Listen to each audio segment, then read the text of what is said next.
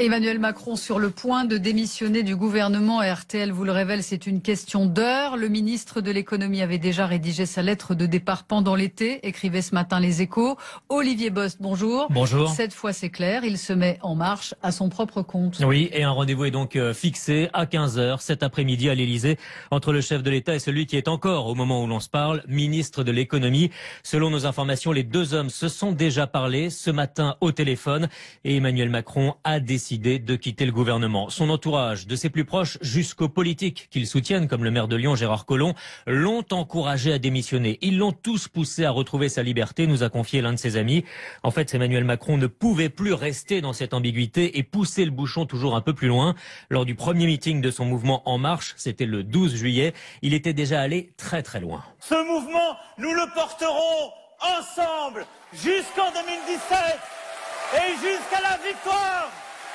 Emmanuel Macron a donc déjà prévu dans les jours qui viennent de dévoiler son plan de transformation pour la France. Résultat du travail avec En Marche. En clair, ce sera ses idées très social-libérales pour l'élection présidentielle. Aujourd'hui, il se positionne sur la ligne de départ avec cette conviction qu'il a partagée avec plusieurs de ses proches. François Hollande sera trop faible pour être candidat à la fin de l'année. Emmanuel Macron sera resté 2 ans, son ministre de l'économie.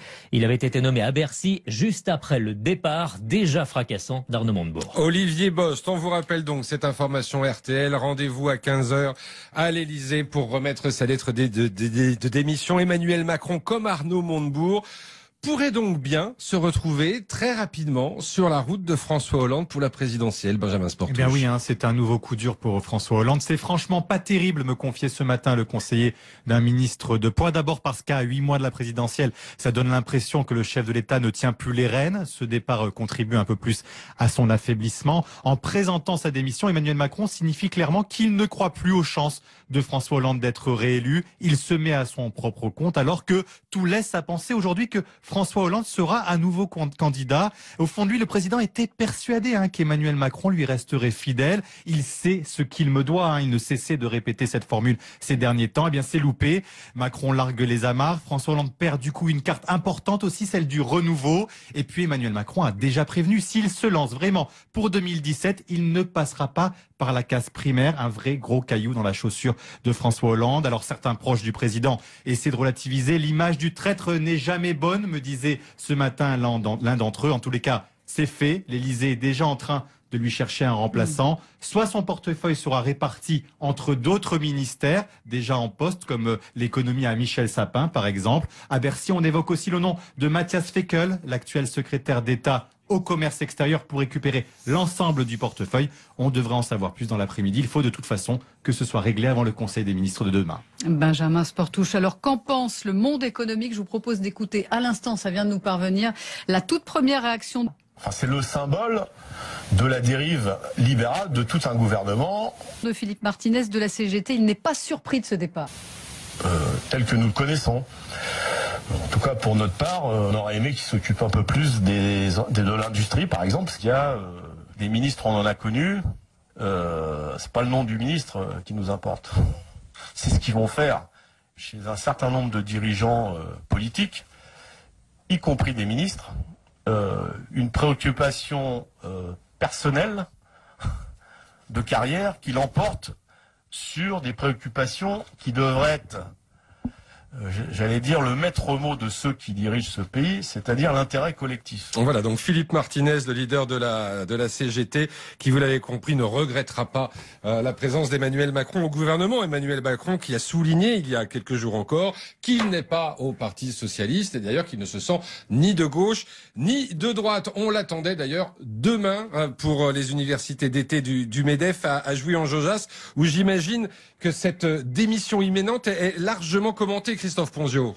Effectivement, la nouvelle s'est propagée ici, en fait, sur ce terrain de football où je me trouve, où un match entre patrons a lieu avant même l'ouverture de l'université d'été qui commence donc en fait à 14h. La nouvelle de la démission cet après-midi d'Emmanuel Macron a été perçue comme une surprise pour certains, d'autres s'y attendaient. Bonjour Jean-François. Bonjour. Vous êtes patron de 500 salariés à Bordeaux, une entreprise de conseil. Comment vous avez réagi en apprenant cette nouvelle ? J'ai été très surpris de l'annonce de cette décision, en fait, de démission d'Emmanuel Macron, surtout aujourd'hui, à quelques mois de l'élection présidentielle.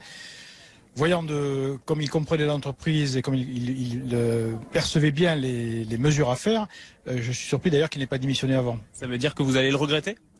Nous allons le regretter en tant que ministre de l'économie et des finances, oui, en effet, oui. Ouais, et qui pour le remplacer alors déjà ? Je ne sais pas, j'ai aucune idée, non. Bon, vous allez voir. En tout cas, le ministre de l'économie, le futur ex-ministre de l'économie, était attendu, vous le disiez, demain ici à Jouy-en-Josas. Pour l'instant, pas de confirmation s'il sera bien présent ou non, mais vous l'entendez. Ici, cette nouvelle est plutôt entre surprise et décision attendue finalement au niveau de ses patrons à Jouy-en-Josas. Merci beaucoup Christophe Ponzio. Donc d'RTL Midi, c'est Patrick Menucci, le député socialiste des Bouches-du-Rhône. Bonjour. Bonjour. RTL vous révèle donc qu'Emmanuel Macron a rendez-vous à 15h avec François Hollande pour lui apporter sa lettre de démission. Il va donc quitter Bercy, le ministère de l'économie. Vous, Patrick Menucci, qui l'aviez reçu d'ailleurs à Marseille au mois de mai dernier, vous qui représentez d'une certaine manière le Parti socialiste, j'allais dire canal historique, est-ce que vous déplorez ce départ ? Écoutez, au point où nous en sommes, ce qui est en train de se passer, c'est les conséquences d'une difficulté pour notre famille politique à avoir une orientation politique commune et à déterminer facilement un candidat. Si le président de la République s'imposait de lui-même, il n'y aurait pas de phénomène Macron. D'une certaine façon, je pense que Emmanuel Macron, en faisant cela, se donne quelques mois, sans doute jusqu'à la décision de François Hollande, pour voir si il est en capacité de s'imposer.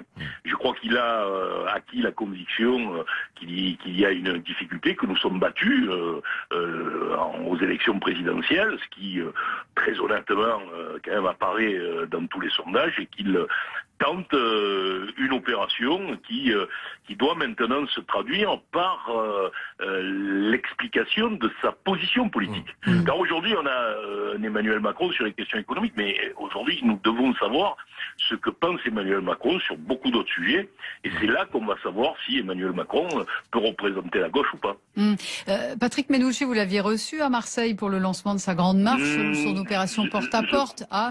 C'est ce que j'avais compris, non ? Non, je crois que vous faites une confusion. Il n'était pas venu au dernier moment, puisque je ne sais pas ce qui s'était passé. Moi, Emmanuel Macron m'avait dit... Vous aviez prévu peut-être de le faire. Mais je suis très honnête. Moi, je suis un député, un ministre vient, un collègue, je le reçois. Je n'ai absolument aucune hostilité à son égard, même si je ne suis pas d'accord avec tout. Mais je vous dis, ce que j'attends aujourd'hui, c'est de savoir, dans ce débat qui va avoir lieu, il va obligé aujourd'hui de s'exprimer. J'ai par exemple noté que sur les questions qui, moi, me sont très très personnelles, du vivre ensemble, il n'a pas la même position que le Premier ministre. Et moi, je me sens plus proche de la position de Macron sur ce point, par exemple. Vous déplorez globalement son départ du gouvernement ou pas, Patrick Menucci ?